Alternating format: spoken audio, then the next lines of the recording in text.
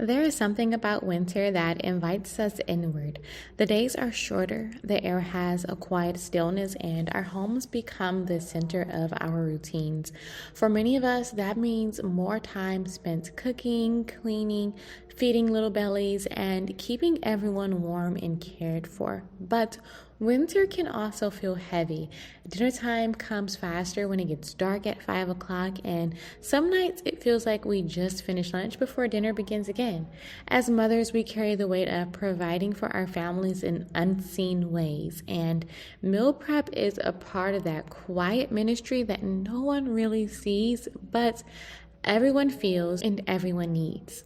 Today, I want to invite you into my kitchen as I prepare some simple winter meals that bring peace to busy evenings. As I work, I am going to just share the heart behind a winter meal prep, why it matters, and how the small area of stewardship brings so much calm into our homes. First, let's talk about why winter meal prep really matters. For me, it has three purposes. First is nourishment, because our bodies and our family naturally, they crave warm, comfort grounding foods during the winter. Things like soup, beans and rice, hearty greens, slow cooked meals, grains. These food gives us comfort, they give us balance, they give balance to our energy, and they keep us full for a longer amount of time. Next is stewardship. Winter meal prep helps us to steward our time, our budgets, and our energy, because when we bulk prep grocery items at the beginning of the week, we waste less time, we waste less money, we buy less convenience food, and we stay out of the drive-thru line. And then third is our peace, because I've learned that a peaceful evening actually starts in the morning. How you start your morning probably is going to determine what your evening is going to look like. When I have handled dinner earlier in the day, or at least it's halfway done before evening, then the whole pace of my day shifts. It leaves a little bit more room and peace in my mind and day for evening. Less rushing, less scrambling, and more opportunity for family connection. As homemakers, we don't just cook food. We create an atmosphere for our family, and sometimes a simple pot of soup or a hearty meal on the stove can make the home just feel safe and loved. And I think our family, they really do recognize and they really do notice the thoughtful intention that goes into prepping a meal when they walk into a kitchen and just see that it's already simmering on the stove. In the summertime, meal prep looks so different. It looks like quick salads and grill nights, which are my favorite, fresh fruit on the counter, freshly squeezed lemonade.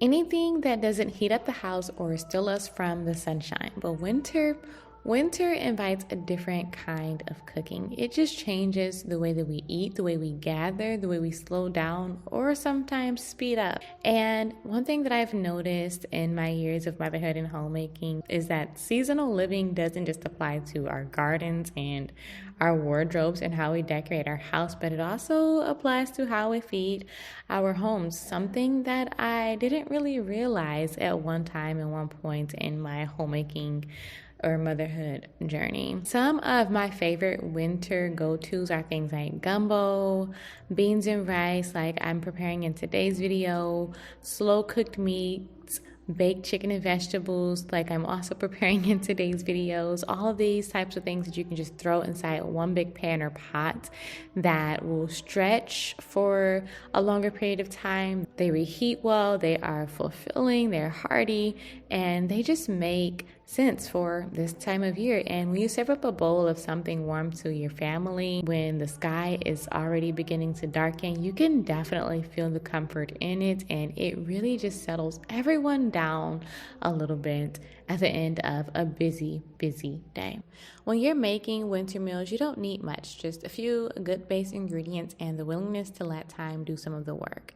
I always keep rice and pasta, grains, vegetables, potatoes, herbs, onions, chicken broth or vegetable broth, beans, tomatoes, and a few cuts of meat particularly chicken and seafood in our home, because with those alone, there are just endless directions that you can go. I already told you guys some of my favorite meals, but I didn't tell you guys that part of the reason why those meals, the gumbos, the beans and rice, the chicken and vegetable, the roast, the soups, the stews, the reason why those are some of my favorite go-tos for winter is because they hold up so well as leftovers, which means that I could go a day without having to cook dinner at all.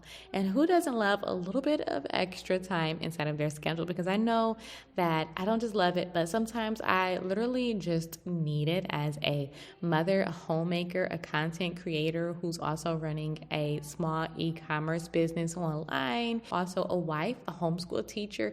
There are literally just so many things in the day that I have to do. So yes, having a little bit of extra space in my day, especially in my current busy season with littles, it's 100% needed and very beneficial.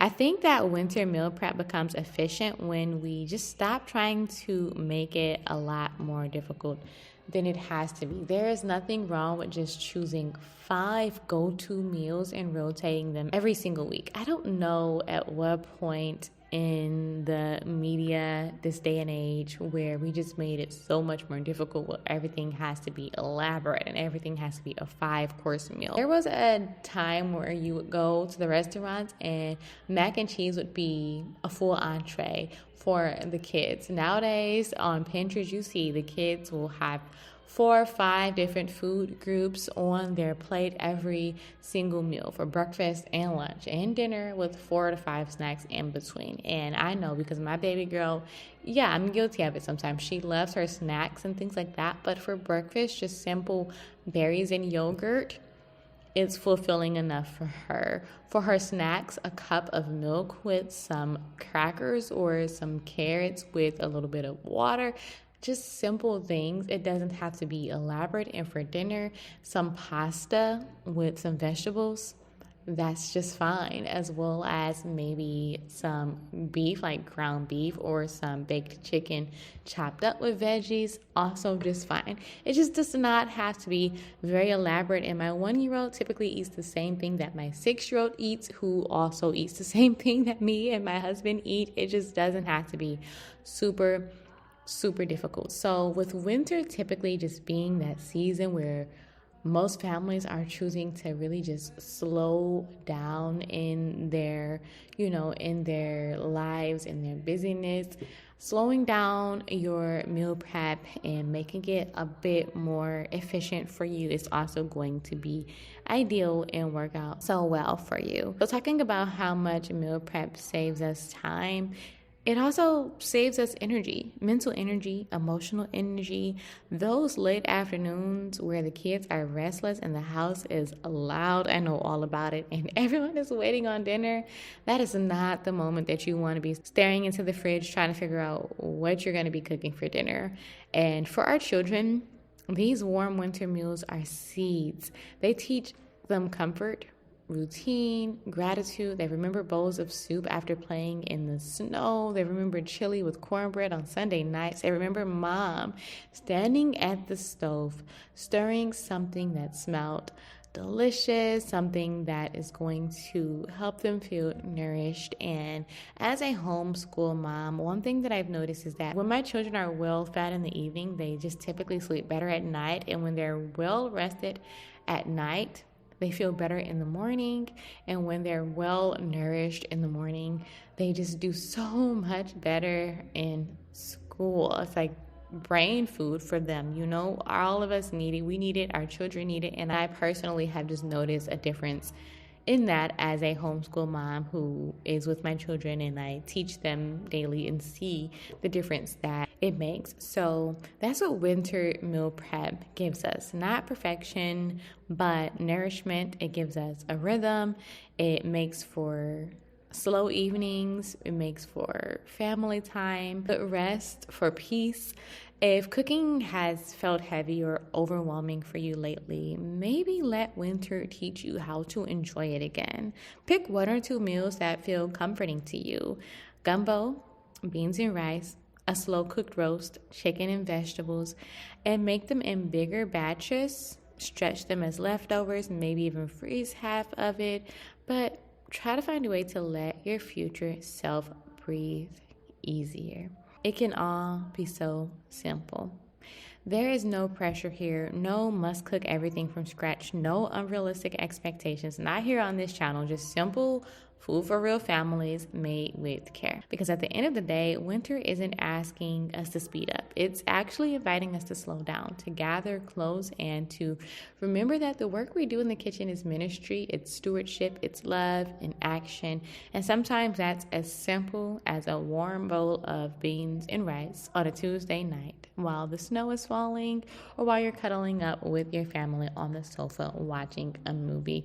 Maybe this video wasn't the from scratch winter menu that you might see from other content creators, but again, here I tried to really encourage slowing down, simplifying, whatever that looks like in your current season. This is how it looks in my current season. So if you enjoyed this video, maybe you found it to be motivational, helpful, or just a little bit of calm in your busy day, I hope that you will give it a thumbs up. But also, I invite you to subscribe to this channel. Join the family. I'm always sharing motherhood motivation and homemaking inspiration, and would love to have you here. That's going to be all for today's video, and I will see you in the next one. Happy homemaking.